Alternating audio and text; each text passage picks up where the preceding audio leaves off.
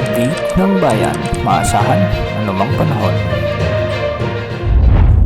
Magandang araw po sa ating lahat. Narito ng pinakahuling update sa magiging lagay ng ating panahon sa araw na ito hanggang sa mga susunod na araw. Sa kasalukuyan ay patuloy pa rin nating minomonitor ang low pressure area na huling namataan sa layong 1,400 kilometers silangan ng Eastern Visayas. Sa ngayon, nasa katamtaman o medium chance ang tsansa nito lumakas bilang bagyo sa susunod na 24 oras. Base sa mga pagtataya ay magdadala ang trough o extension ng LPA na ito ng maulap na kalangitan, kalat-kalat na pagulan at pagkidlat pagkulog sa buong Visayas, sa buong Mindanao, sa may Masbate at Palawan. Mag-ingat po ang mga kababayan natin dito dahil posible ang banta ng mga biglaang pagbaha o pagguho ng lupa kung may mga mairal na katamtaman at minsan ay malalakas na pagbuhos ng ulan. Ayon sa Pag-asa, hindi naman ito nakikitang papasok sa ating area of responsibility, ngunit magdadala lamang ang extension nito ng mga pag-ulan sa silangang bahagi ng ating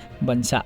Dahil naman sa amihan o northeast monsoon, asahan din ang maulap na kalangitan na may mga mahihinang pag-ulan sa Cagayan Valley, Cordillera Administrative Region, sa may Aurora, Quezon Province at sa nalalabing bahagi ng Bicol Region. Para naman sa Metro Manila at nalalabi pang bahagi ng Luzon ay asahan naman ang bahagyang maulap hanggang sa maulap na kalangitan na may mga isolated light rains, kalat-kalat na mahinang pagulan, dulot pa rin ito ng amihan o northeast monsoon.